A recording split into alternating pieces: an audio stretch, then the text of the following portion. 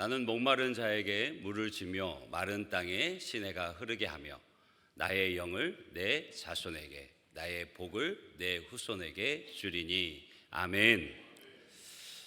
주님이 약속하십니다. 목마른 자에게 물을 주겠느라고. 너희가 간절히 나를 찾고 구하면 내가 너에게 나타내 보일 것이고 응답할 것이라 약속하셔요. 그런데 어떤 하나님이시냐면 마른 땅에 시내가 흐르게 하시는 하나님.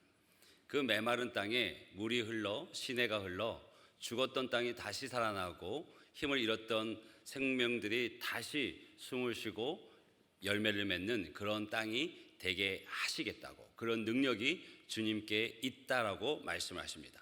그리고 말씀하시는 것이 내 영을 너희 자손에게, 나의 복을 너희 후손에게 부어주겠다 약속하십니다. 바라기는 이사야서 44장 3절의 이 말씀이 오늘 함께 예배하는 모든 성도님들의 인생이요 또 가정의 축복의 말씀이 되기를 주의 이름으로 축원합니다. 그래서 말씀이 현실이 되는 그 증인된 삶의 걸음 속에 하나님의 영광을 드러내는 우리 모든 성도님들 되시길 주의 이름으로 축복합니다. 오늘 설교 제목을 한번 같이 읽어보길 원하는데요. 우리 한번 같이 읽어보겠습니다. 시작. 자녀에 대한 부모의 책임, 신앙 전승. 한 번 더 해볼까요? 시작.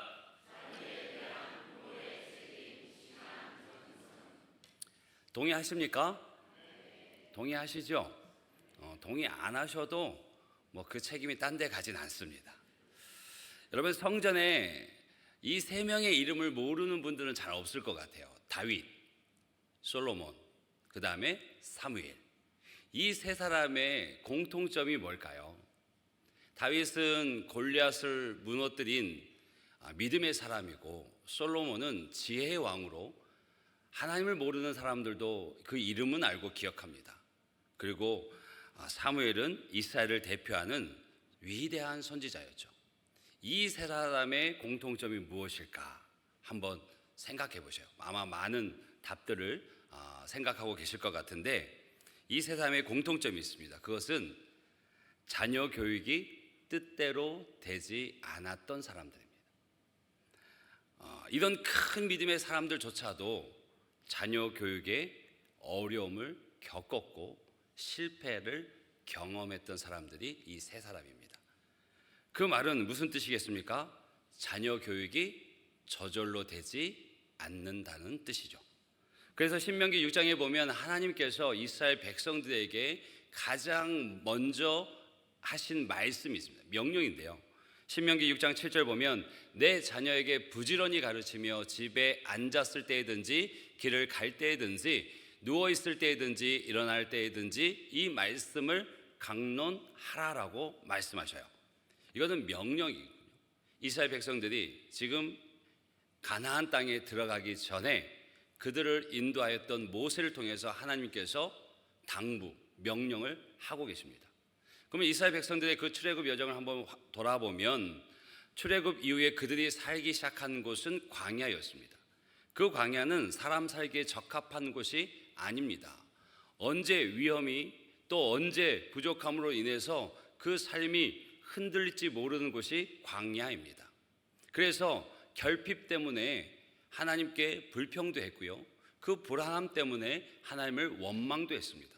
그렇게 믿음이 흔들렸던 곳, 그 땅이 이 광야인데, 그럼에도 하나님께서 큰 은혜 가운데 저들을 붙잡아 주신 것은 무엇이냐면 그 척박한 땅, 사람 살기 좋지 않은 땅, 고된 삶의 그 여정 가운데서 하나님만 바라볼 수 있도록 인도해 주셨어요. 모든 결핍을 하나님이 채우셨고 모든 불안정함을 하나님의 안정감으로 저들을 채워주셨어요. 그래서 그들의 삶의 자리에 물론 여기 쿵 저기 쿵 이런 어설픈 모습이 있었지만 하나님만 바라보는 믿음을 갖게 되어졌습니다. 그래서 그 광야의 삶이 끝나고 이제는 가나안 땅에 들어가게 되어지는데, 가나안 땅을 들어가면서 하나님께서 이런 말씀을 주시는 거예요. 어떤 상황에서든 기회를 얻든지 못 얻든지 너희 자녀를 가르쳐라. 나의 말을 그들의 귀에 들려주게 하라라고 얘기하셔요. 왜 그랬을까? 그 가나안 땅은 이 애굽 땅과는 비교할 수 없을 만큼 풍요로운 땅이었고 편리한 도시였어요. 그럼에도 하나님은 이 말씀을 힘줘 얘기합니다. 왜 그랬을까요? 그들이 살아가는 데 필요한 모든 것이 손을 내밀면 닿을 거리에 있었고, 자기가 계획만 하면 이룰 수 있는 그런 여러 가지 여건이 있던 땅이 가나안 땅이고, 눈에 보기에 너무 좋은 땅이었어요. 그래서 그토록 편리하고 풍족한 환경, 그 환경이 인간의 죄성과 맞물리면 살아계신 하나님, 여기까지 인도하신 하나님, 그리고 임마누엘과 여호와 이레의 복을 준비하고 계신 하나님을 잊어버리기에 너무 좋은 여건이 되어지는 거예요. 그래서 하나님께서 강조해서 말씀하신 거죠. 가장 중요한 것을 가장 먼저 모세를 통해서 말씀하시는 겁니다.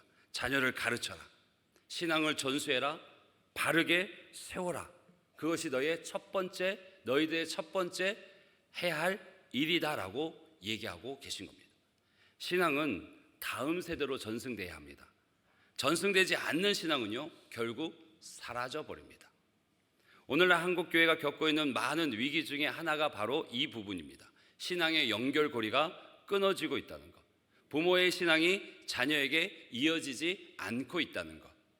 정말 훌륭한 성도님들 중에 많은 분들이 마음에 있는 큰 아픔과 탄식으로 말합니다. 목사님, 제 자녀가 걱정입니다. 교회는 오긴 오는데 건성으로 왔다 갔다 합니다. 내 자녀가 왜 예수님을 믿어야 되는지, 왜 교회를 가야 되는지 되묻습니다. 어떻게 해야 되나요? 이렇게 마음 아파하신 분들이 많습니다. 그런 분들이 새벽마다 주 앞에 부르짖고 금요일마다 주 앞에 은혜를 구하면서 눈물 뿌리고 있습니다. 여러분, 이스라엘 백성들은요, 자녀 교육을 영적인 전쟁으로 여겼습니다. 왜냐하면 그 자녀 교육의 자리가 참 많은 사단의 유혹과 공격이 있는 자리인 것을 그들은 깨달았어요. 그래서 그냥 내버려 두어서는 안 된다는 위기의식을 갖게 되어집니다. 그래서 자녀 교육의 자리에 하나님께서 함께 하시지 않는다면 우리 자녀들의 신앙이 와르르 무너질 거라는 그런 위기의식 가운데 영적인 전쟁을 임하는 자세로 자녀들을 교육합니다. 예배하도록 합니다. 그게 오늘날의 이스라엘 백성이죠. 나라를 잃은 디아스포라의 삶을 살면서도 그들이 어느 나라 어느 도시에 살든지 그들은 모여서 예배했습니다. 그것도 그 살고 있는 나라의 언어가 아니라 자신들의 고유 언어 히브리어로 예배하고 그 말을 잊지 않게 하고, 그 말을 잊지 않는다는 것은 하나님을 잊지 않도록 끊임없이 반복하고 끊임없이 가르치고 끊임없이 함께 고백하는 가정 예배, 가정 공동체를 이루어 갔습니다. 여러분, 저는 낚시를 태어나서 한 2번 해본 것 같아요. 그러니까 제가 낚시를 잘하겠습니까? 못하겠습니까? 못하죠. 못합니다. 근데 우리 교회 장로님이 그런 말씀 하시더라고요. 우리 교회는 베드로가 몇 분 계신다고. 베드로가 몇 분 계신다고. 자, 그러면 그 베드로 되신 그분이 저에게 정말 이 낚시의 문외한인 저에게 낚시를 가르친다면 가장 효과적인 방법이 무엇일까요? 물론 뭐 유튜브를 봐라, 뭐를 봐라, 막 이렇게 사진도 찍어주고 하실 수 있겠지만 가장 효과적인 방법은 목사님 시간 내십시오. 같이 가시죠. 그래서 같이 던져보고 이게 밀물입니다. 이때는 이걸 던져야 됩니다. 이때는 이렇게 기다려야 됩니다. 이 시간대는 없습니다. 그것을 직접 가르쳐 줄 때, 같이 낚시를 하러 갈 때 낚시를 배우겠죠. 신앙도요, 삶을 통해서 전승됩니다. 신앙이 부모의 신앙과 삶, 즉 가정을 통해서 효과적으로 전승이 되어집니다. 여러분, 일주일이 168시간입니다.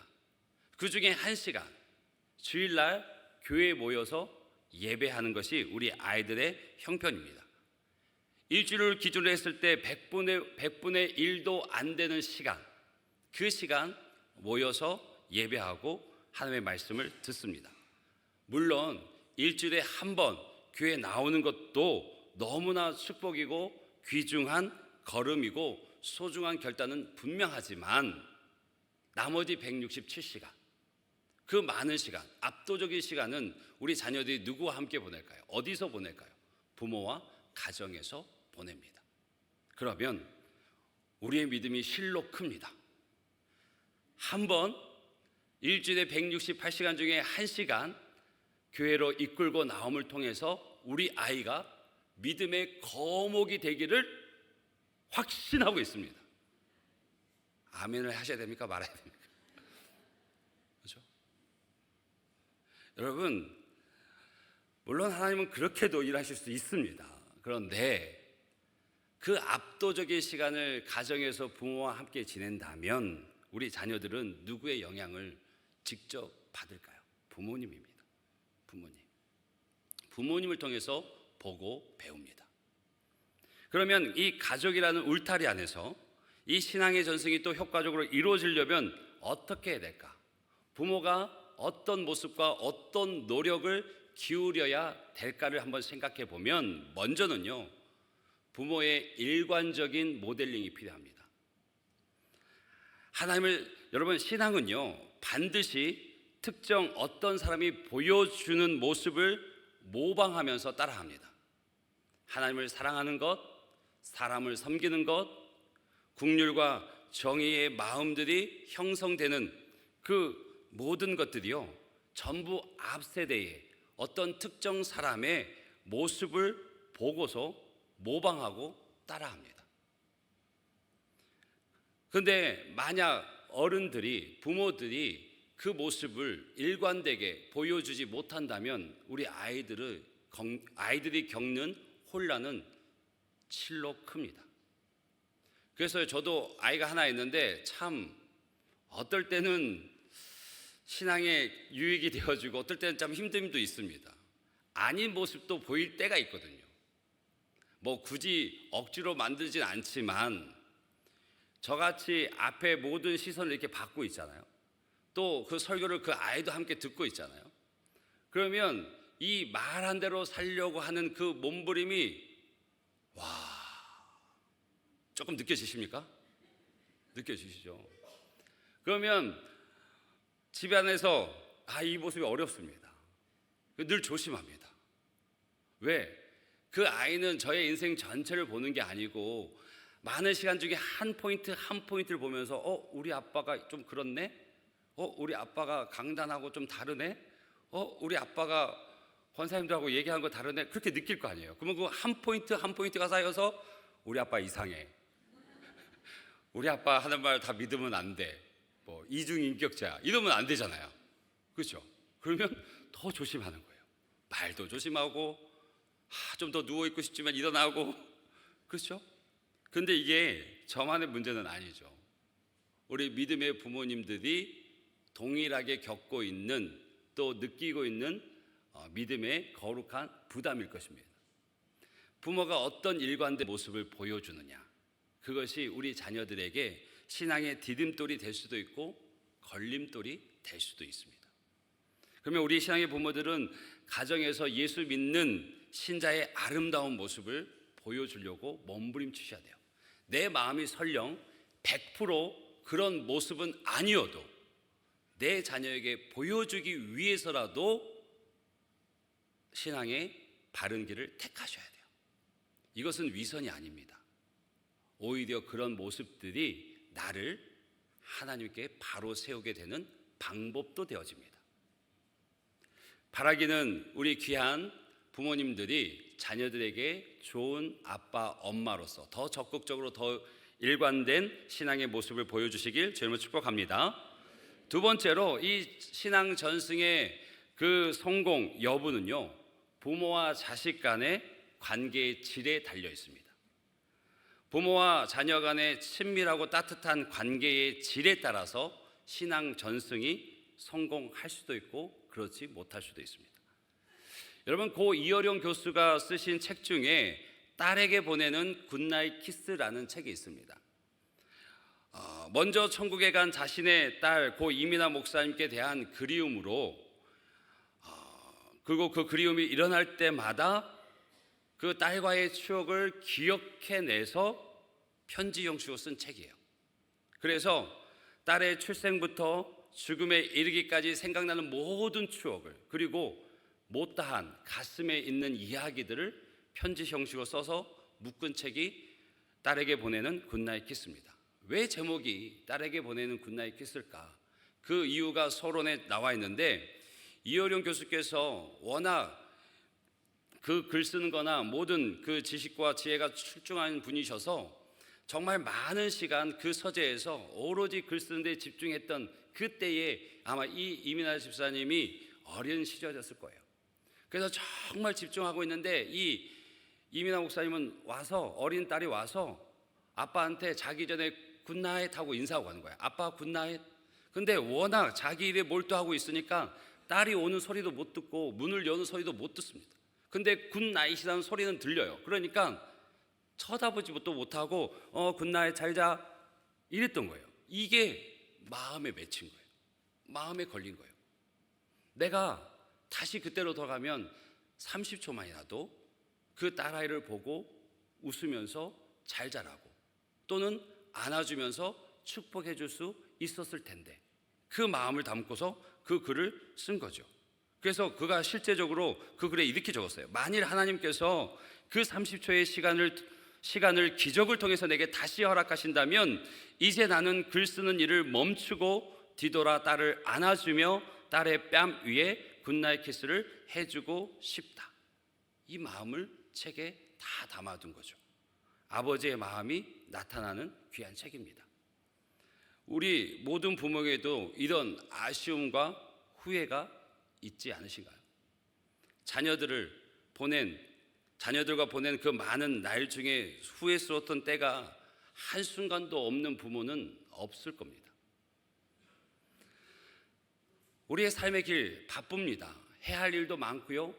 그 인사보다 더 중요한 일도 있을 수 있는데 그러나 아직 우리에게 기회가 있다면 사랑하는 자녀에게 눈맞춤하고 그 사랑하는 자녀들을 바라보고 따스한 말로 축복할 수 있다면, 위로할 수 있다면, 격려할 수 있다면 지금 해야 되지 않겠습니까? 그래서 그 할 때를 놓쳐 뒤늦은 아쉬움과 후회로 가슴 아파하는 것들을 줄여가는 오늘이 되기를 주님으로 축복합니다. 그렇게 노력만 한다면, 이제부터라도 그렇게 노력한다면 우리 자녀들은 하나님 보시기에 더 아름다운 자녀들로 부모와의 그 관계 속에서 더 빨리 부모를 이해하고 부모의 삶을 존경하고 부모와 함께하는 것을 기뻐하게 될 줄로 믿습니다. 방금 제가 앞서서 말한 신앙 전승의 효과적인 방법 두 기준을 말했어요. 첫 번째는 부모의 일관적인 모델링, 두 번째는 부모와 자녀 간의 친밀하고 따뜻한 관계의 질. 이 두 가지를 중심으로 오늘 본문을 살펴보면서 우리가 할 수 있는 실천적인 것들을 함께 나누도록 하겠습니다. 3절을 보면, 3절 말씀 띄워주시면 우리 한번 같이 읽겠습니다. 이는 우리가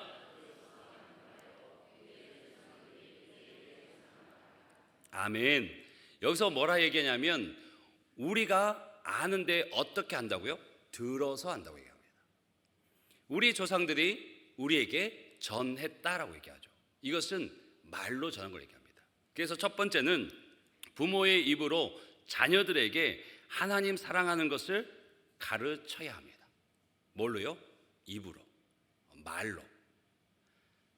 부모의 사랑도 말로 전해야 되고 하나님의 사랑도 자녀에게 말로 전해야 합니다.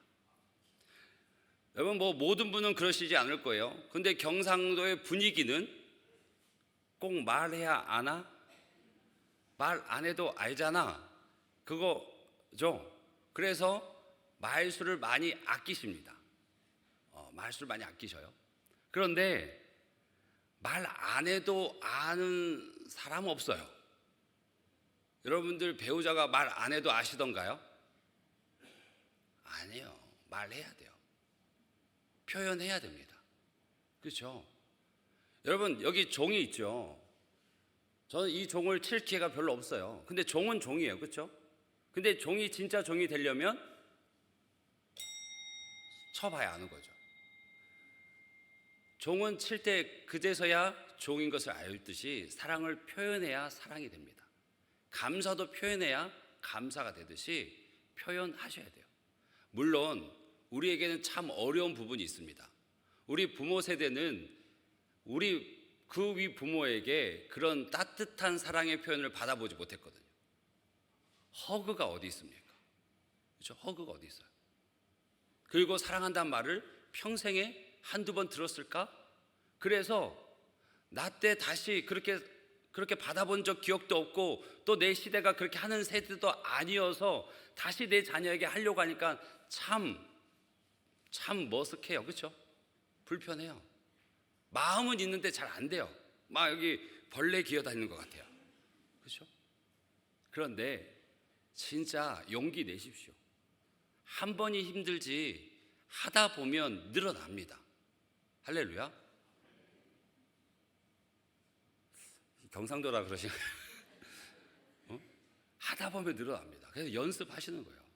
우리 예배 전에 사랑합니다, 축복합니다 잘 하시잖아요. 근데 이게 가족 간에, 부부와 또 부모 자녀 간에 잘 안 되는 부분이 있어요. 왜? 이제까지 안 그랬거든. 이제까지 안 그래서 다시 하려고 하니까 이게 참 그래요. 근데 한번 해보시길 주님을 축복합니다. 할렐루야.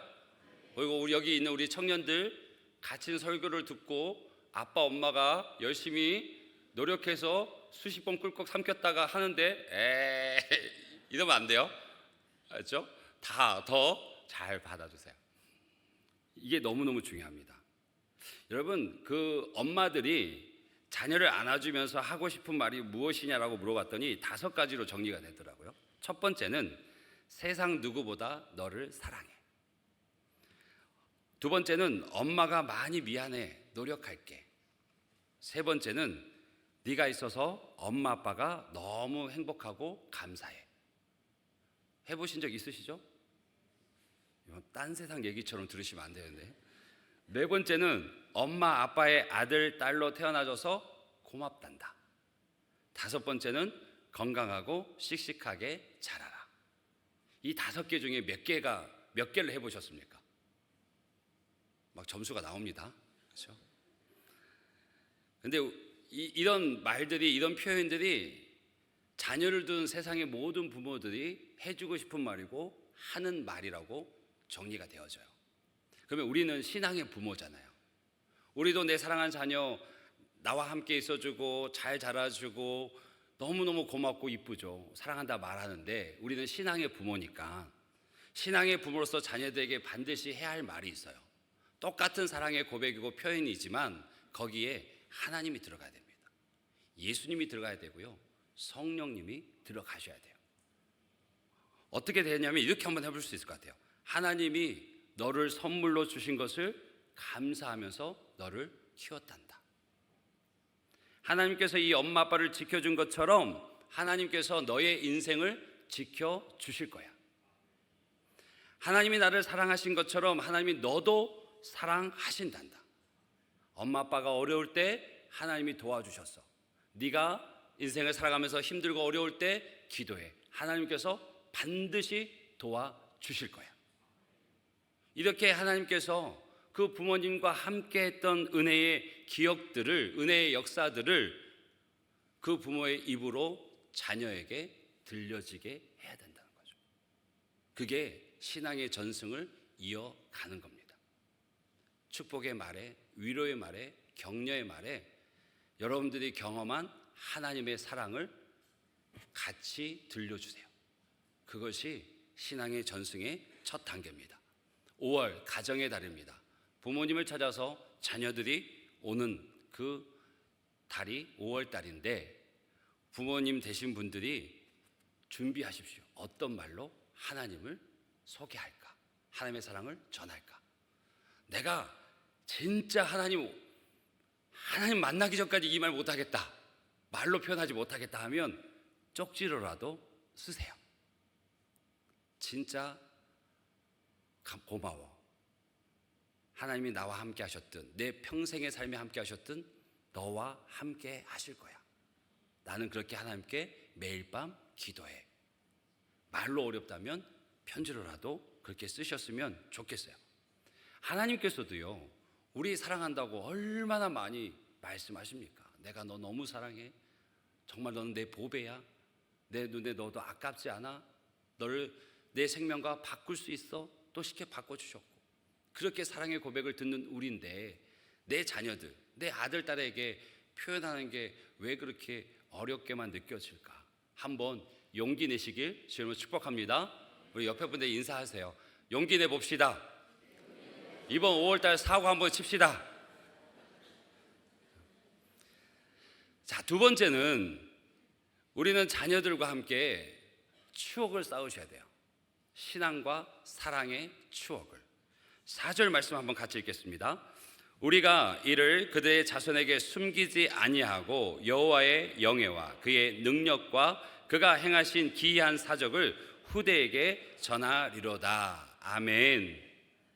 어린 자녀들에게 성경을 읽어주고 자기 전에 함께 손을 잡고 기도해 준다면 그 아이들이 무엇을 느낄까? 부모의 사랑과 더불어 부모가 믿고 기도하는 그 하나님도 느끼겠죠. 엄마가 기도하고 있다면 나도 기도해야겠다. 아빠가 예배하고 있다면 나도 함께 예배해야겠다. 이것을 느끼고 깨닫게 해줘야 된다. 그리고 한 걸음 더 나아가서 함께 하는 시간이 필요합니다. 고 이어령 박사처럼 정말 바쁘고 중요한 일들이 있지만 내 자녀를 위해서 정말 시간을 내셔야 됩니다. 다만 2시간, 반나절, 하루, 시간의 양보다 시간의 질이 더 중요한데요, 정말 그 시간만큼은 전화기를 좀 꺼도 좋습니다. 그리고 오로지 그 자녀에게 집중하는 시간, 밥 한 끼를 먹어도, 함께 산책을 해도, 늘 자녀와 함께 하다가 거래처 전화 와서 전화 받고 또 여러 가지 일로 전화 받아서 항상 자녀가 일 다음으로 느껴지지 않도록, 또 다른 그것으로 느껴지지 않도록 자녀에게만 온전히 집중할 수 있는 그런 시간을 만드는 것이 너무나 중요합니다. 그리고 신앙생활 안에도 같이 봉사하시고, 또 혹 기회가 되어진다면 자녀들과 선교의 그 시간도 함께 하는 것이 좋습니다. 또 매년 다들 시간 내셔서 가족여행 가시잖아요. 가족여행 가시면 그것도 괜찮은 것 같아요. 굳이 신앙적으로 역사적으로 기억해야 될 만한 곳을 찾아가실 수 없다면 내가 가는 여행지에 혹 그 길에 그 가까이에 그런 신앙의 유적지, 역사적 유적지는 없는지 한번 돌아보면 좋을 것 같아요. 혹시 사진이 준비됐으면 하나 주실까요? 제가 예전에 자막은 잠깐 지워주시고요. 예전에 가족과 이렇게 잠깐 여행을 갔던 적이 있는데, 저기는 철원입니다. 철원 제일교회인데요. 다음 사진. 그 뒷면은 저렇게 구멍이 송송 뚫려 있죠. 저건 6.25 때 전쟁의 흔적입니다. 다음. 그래서 본 교회가 저렇게 무너져 있기도 하고요. 다음. 어디든 저렇게 안내판이 있습니다. 그러니까 저 교회는 일제시대 때부터 신사참배를 거부하고 신앙의 순수성을 지키면서 또 6.25 때 그 많은 어려움 속에서 교회가 무너졌었습니다. 저기를 일부러 찾아간 건 아니에요. 철원 지역으로 강원도 지역 여행을 갔다가 그 근처에 이동하는 길에 잠깐 들려서 봤습니다. 이제 내려주셔야 됩니다. 우리 모든 성도님들이 저 글을 다 읽고 계시네요. 그러면서 같이 읽는 거죠. 안내문도 같이 읽어보고 내 자녀에게 내 말로 설명해보고, 그러면서 이런 신앙의 유적이, 이런 하나님의 역사가 있었다는 것을 전하는 것, 이것도 우리 아이들이 보고 느끼는 거죠. 여러분들 체험학습 많이 하시잖아요. 손으로 느끼게 해야 된다, 귀로 듣게 해야 된다, 많이 하시는데 우리 신앙 안에서는 얼마나 우리가 우리의 시간을 들여서 그 일을 하는지도 돌아보게 되어집니다. 여러분, 오늘 본문 4절의 말씀이 뭐냐면 자손에게 숨기지 아니하고 하나님의 영과 능력, 그 기이한 일들을 자녀에게 함께 나누라고 가르칩니다. 자녀들과 함께 신앙의 추억, 또 사랑의 추억을 만들어가는 것이 부모의 책임입니다. 그리고 오늘날 희소식은 의학의 발달로 모든 사람들의 평균 연령이 길어졌어요. 그렇죠? 성경은 70이요 강건하면 80이라 말씀하시는데, 은혜 가운데 100세를 바라보고, 우리 교회도 참 그런 정정한 어르신들이 많이 계시는데 이게 왜 축복일까? 왜 축복일까? 여러분, 이 조부모들의 역할이 점점 증가하고 있습니다. 미국에서도요, 이 손자 손녀들의 신앙을 결정하는 그 비중이 몇 프로냐면 40%가 조부모에게 달려있다고 그래요. 40%가. 그런데 전담해서 그 손자 손녀들을 키우면 그 수치는 더 높아지겠죠. 오늘날 우리 한국도 마찬가지입니다. 맞벌이 부부 또 어느 한 일부분 자녀들을 돌봐줄 때가 있어요. 자녀의 자녀를. 그때가 신앙의 전달, 신앙의 전승이 이루어지는 아주 중요한 두 번째 찬스죠. 왜 우리 부모님들, 우리 뭐 며느리나 또 누가 이렇게 아이 낳고 힘들면 야, 애 좀 이제 떨어질 수 있으면 나한테 맡겨놓고 밥이라도 먹고 와. 같이 영화라도 한 편 보고 와. 바람 쐬고 와. 그렇게 하시잖아요. 근데 그때가 황금기란 거죠. 그때 그 아이에게 말씀을 전하고 찬양을 들려주고 기도하는. 디모데가 어렸을 때부터 외할머니, 어머니의 신앙교육을 받아서 거짓이 없는 믿음이라고 바울에게 칭찬받았거든요. 근데 그 어렸을 때가 몇 살이었을까? 영학이에요. 0세부터 2세. 그 어렸을 때부터 할머니, 외할머니 손에서, 어머니 손에서 그 품에 안기면서 잠들 때든 눈이 떴을 때든 말씀이 들려주고 찬양이 들려주고 기도 소리가 들려지니 그 아이가 어렸을 때부터 신앙의 반석 위에 세워지는 거죠. 혹 여러분들 아이 보는 게 힘드실 수 있죠. 손자 손녀들. 왜? 내 몸도 이제 여러 곳에서 고장이 나기 시작하니까. 그런데 그런 기회가 주어진다면 단순히 애 돌보는 것이 아니라 그 아이에게 신앙을 전승하는 신앙의 전달자로 서시는 우리 조부모님들 되시길 주님으로 축복합니다. 그리고 근데 진짜 좋아요. 가끔요, 신앙이 진짜 남아치 못한 자녀들 보면 왜 우리 아이한테 뭐 말씀하냐 뭐 하냐 할 수 있거든요. 근데 놓고 나가라 하면요, 완전 내 시간이잖아요. 완전 내 시간. 그렇죠? 마음껏 성경 66권 중에 어딜 읽어줘도 상관없고 기도를 30분 해도 상관없고, 그렇죠? 마음껏 하나님의 이름을 그 귀에 들려줄 수 있는 때, 그렇죠? 그러면서도 어머님 너무 감사해요, 고마워요, 그 얘기 들을 수 있는 때, 할렐루야. 그때를 적극 살리시길 주님으로 축복합니다. 그렇게 한 영혼이 살고요, 그렇게 손자 손녀 때문에 그 자녀된 부모가 돌아오는 경우도 참 많습니다. 자식 이기는 부모 없잖아요. 내 자식도 그 자식한테 못 이겨요. 그 자식이 가자 하면 가요. 싫은데 끌려가요. 그렇게 다시 구원의 역사가 시작되는 줄 믿습니다. 끝으로 오늘 본문은 왜 우리가 이 일을 이토록 열심히 해야 되느냐, 왜 이토록 부지런히 해야 되느냐, 왜 이토록 많은 저항이 있고 많은 실패가 있음에도 불구하고 포기하지 말아야 되느냐, 그 이유를 두 가지 얘기합니다. 첫 번째 7절 8절 말씀 우리 한번 같이 읽어보겠습니다. 그들로 그들의 소망을 하나님께 두며 하나님께서 행하신 일을 잊지 아니하고 오직 그의 계명을 지켜서 그들의 조상들 곧 완고하고 패역하며 그들의 마음이 정직하지 못하며 그 심령이 하나님께 충성하지 아니하는 세대와 같이 되지 아니하게 하려 하심이로다. 아멘. 첫 번째 이유가 뭐예요? 우리 자녀들의 소망이 어디에 놓일지가 결정된다는 거죠. 자녀들의 소망이 물질인지 세상인지 잠시 있다 사라질 것에 두는 것인지 아니면 영원인지 하나님께 두는 것인지가 정해진다라고 얘기하죠. 그래서 우리 자녀들이 소망을 하나님께 둘 수 있도록. 두 번째는 우리 자녀가 어떤 사람이 될지가 결정되기 때문이라고 그래요. 그들의 조상들과 같이 않게 되려고. 그 조상들이 어땠는데요? 하나님을 잊어버리니까 패역한 세대가 되어버립니다. 하나님의 행하신 일들을 망각하니까 하나님께 반하는 인생을 살아가게 돼요. 그것을 정말 구체적으로 얘기하고 있거든요. 뭐라고 얘기합니까? 완고하고 패역하고 마음이 정직하지 못하고 심령이 하나님께 충성되지 않는, 그게 부모 세대 이전 세대라고 얘기해요. 그러면서 뭐라 얘기해요? 그렇게 되지 말자, 그렇게 만들지 말자. 내가 넘어지고 우리 부모가 넘어졌어도 내 자녀만큼은 바르게 하나님 섬기고 하나님 안에서 은혜를 누리고 하나님 안에서 참 자유하게 살아갈 수 있도록 그렇게 만들자라고 얘기하는 거잖아요. 나는 비록 어려워도, 나는 비록 가난하게 살아도, 나는 비록 못 배웠어도, 나는 비록 이것저것 부족해도 내 자녀만은 그렇게 살지 않게 하겠노라고 결단하고 모든 것을 갈아 넣는 분들이 부모님이잖아요.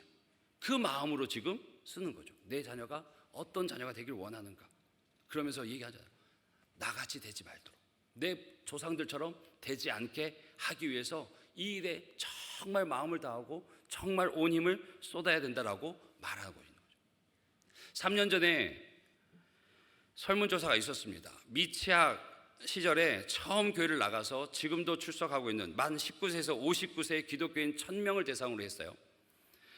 응답자 중 3명이 크리스천 가정에서 자라는 것이 신앙의 가장 큰 영향이었다. 신앙을 갖게 되어진, 그렇죠? 그리고요, 또 하나는 뭐냐면 부모의 말보다 행동으로 신앙생활을 하게 되었다고 하는 것이 있습니다. 근데 여기까지 다 우리가 알고 있어요, 그렇죠? 3명 중 2명이 믿음의 가정에서 지금 열어주시면 안 돼요? 자, 나왔으니까 할게요. 보여주세요. 자, 보시면 그 신앙의 부모가 아이들을 신앙에 전승하는데 걸림돌이 무엇입니까? 무엇이 제일 어렵습니까? 라고 질문을 했을 때 그들이 답한 거예요. 첫 번째가 뭐냐면 부모인 내가 그 신앙이 확고하지 않다는 거예요. 부모인 내가. 두 번째는요, 시간이 각자 너무 바쁘다는 거예요. 부모가 바쁘다는 거죠. 자녀도 바쁘겠지만. 세 번째는 자녀의 일과 학업, 그것이 우선되어서.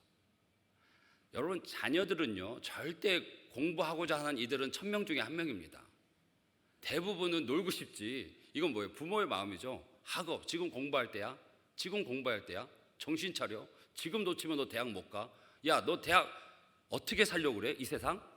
그러면서 학업에 중심을 두죠. 5번째 보면요, 신앙교육의 구체적인 방법을 몰라서. 그러면 첫 번째, 두 번째, 세 번째, 5번째를 하면 70%입니다. 신앙교육의 가장 큰 걸림돌이 무엇입니까? 라고 설문조사를 한 거예요. 부모의 세대를 통해서 믿음을 가진 다음 세대, 그들이 이 질문을 바꿔서 내 자녀를 다시 교육하는데 힘든 게 뭐냐? 내가 믿음이 확고하지 않습니다. 내가 바쁩니다. 내 아이들이 중요한 것이 학업이라 여깁니다. 가르치고자 하는 마음이 있는데 어떻게 할지 모르겠습니다.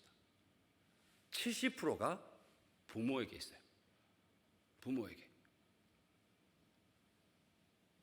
여러분, 신앙은요 가정에서 결정됩니다. 부모의 삶을 통해서 결정됩니다.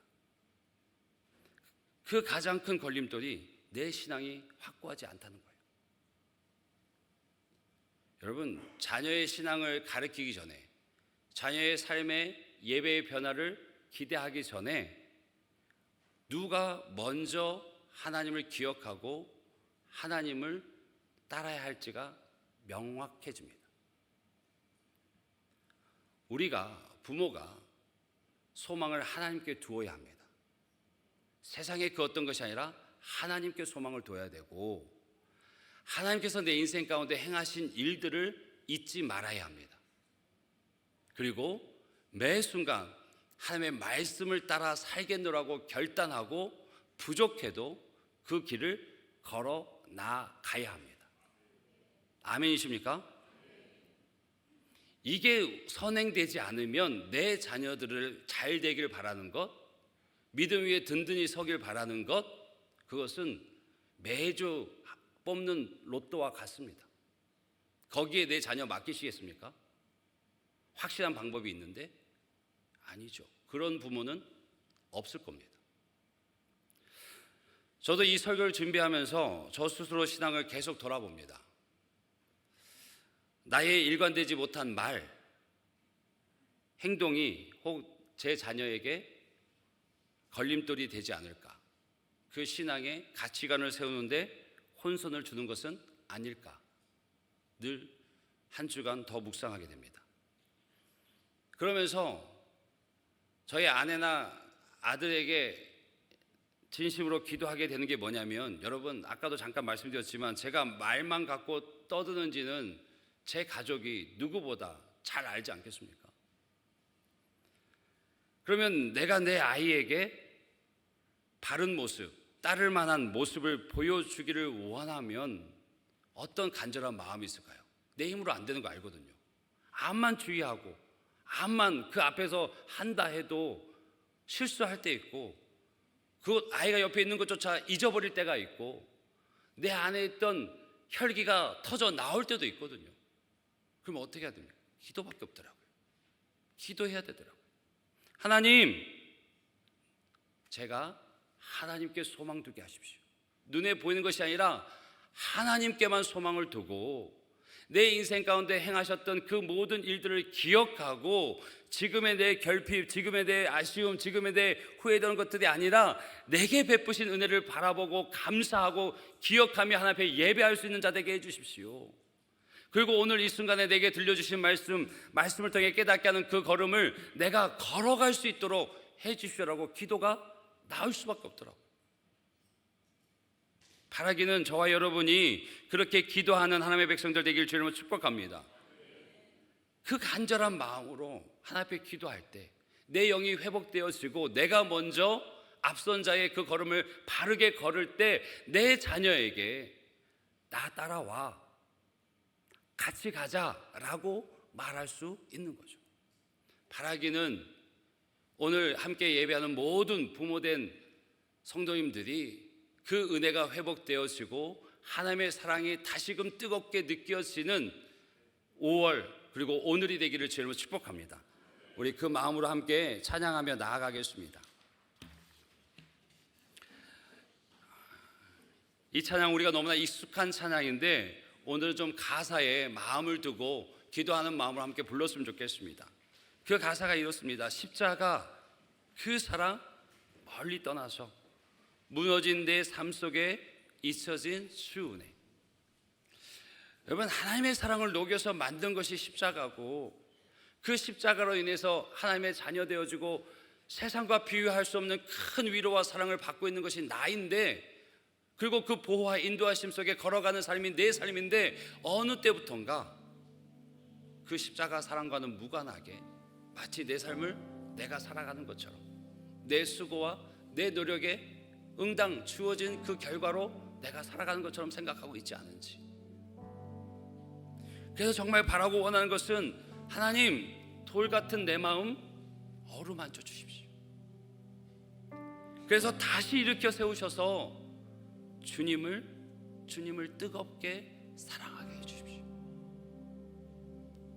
부족하고 어설펐던 지나간 일들 기억하지 않고, 이전에 행한 모든 일 생각지 않고, 오직 하나님께서 사막의 강을 그리고 길을 내시는 그 하나님께서 내 안에 다시 새로운 일을 이루실 것을 기대합니다. 그런 주님을 바라봅니다. 그렇게 고백하는 우리가 되길 주님으로 축복합니다. 우리 함께 찬양합니다. 십자가 그 사랑.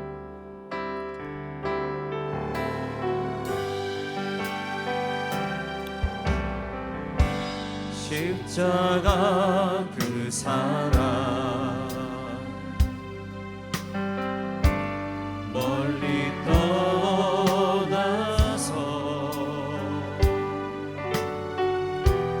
무너진 나의 삶 속에 잊혀진 주네.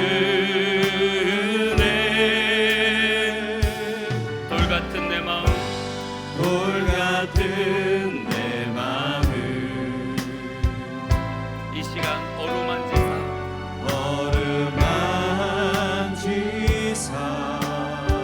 다시 일으켜 세우실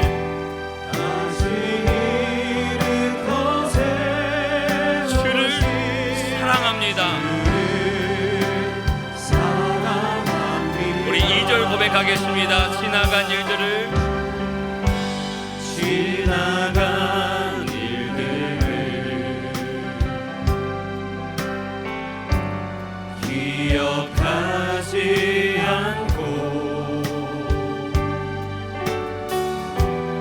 이전에 행한 모든 일 생각지 않으리.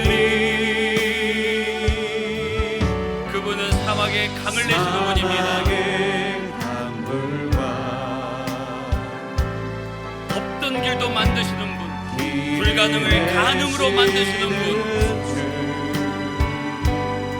그분이 우리 안에서 새 일을 행하십니다. 오직 그분만 바라보는 믿음의 부모가 되기를 주로 축복합니다. 바라보리라. 주 나를 보호하시고 주 나를 보호하시고 날 붙드시리. 나는 보배롭고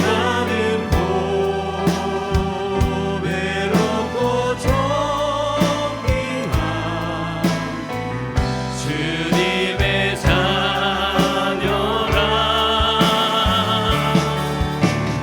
주 너를 보호하시고 널 붙드시리. 너는 보배롭고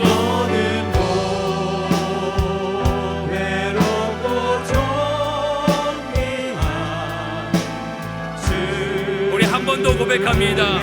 주 나를 보호하시고 우리 자녀들을 떠올리면서 한번 고백할까요? 너를 보호하시고 내 자녀를 붙드시니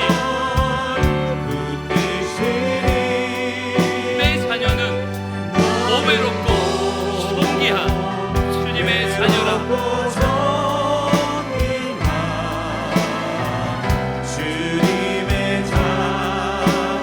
우리 마음을 다해 자녀를 떠올리면서 고백합니다. 주 너를 보호하시고 널 붙드시리. 너는 보배롭고 존귀한 주의 자녀라.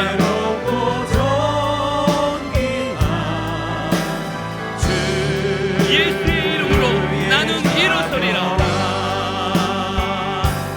예수의 이름으로 나는 일어설 것입니다. 오직 주가 주신 능력으로 나는 부모는 일어설 것입니다.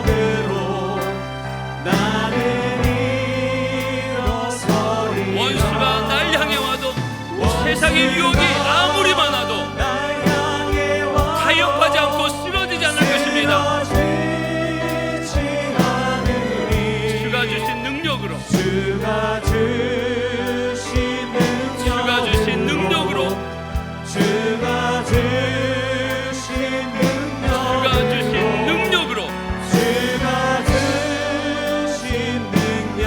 일어서리. 우리 다시 한번 고백할까요? 예수의 이름으로 우리 자녀들의 가정을 축복하며 불렀으면 좋겠습니다. 이름으로 나는 일어서리라.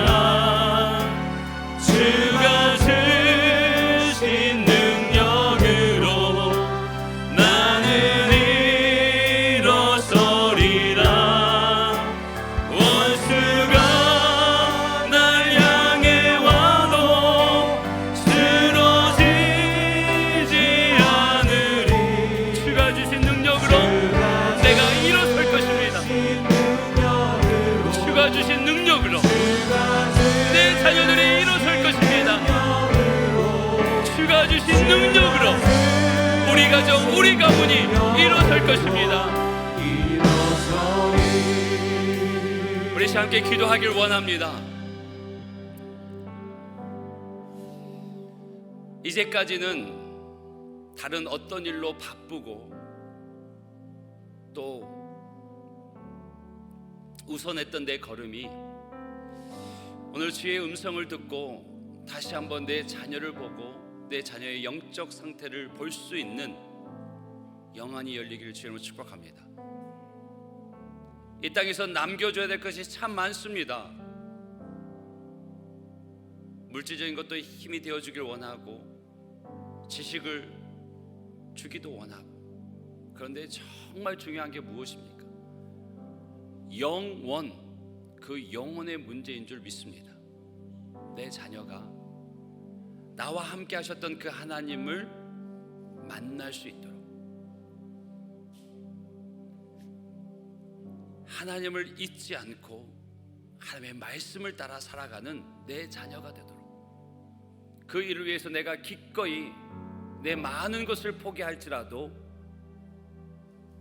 그 하나님의 말씀에 순종하여 내 자녀를 살리는 일에 남은 생애를 드릴 수 있는 우리 부모가 되어지길 원합니다. 그리고 혹 나의 확신하지 못하는 믿음 때문에 내 자녀가 혼선을 겪고 혼란을 겪고 있다면, 주님, 내 자녀를 친히 만나 주십시오.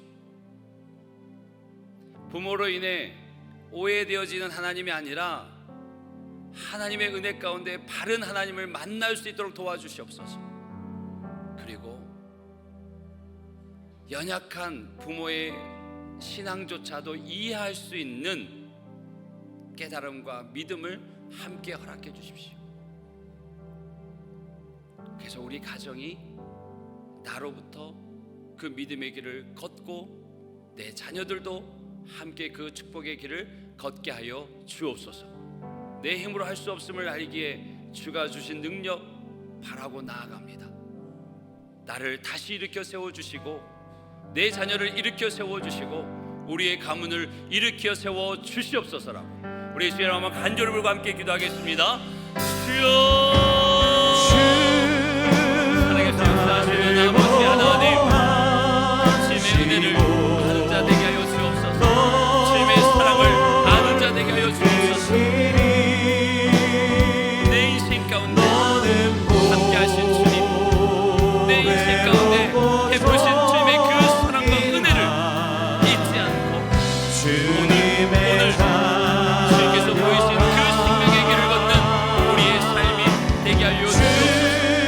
내 자녀들 원합니다.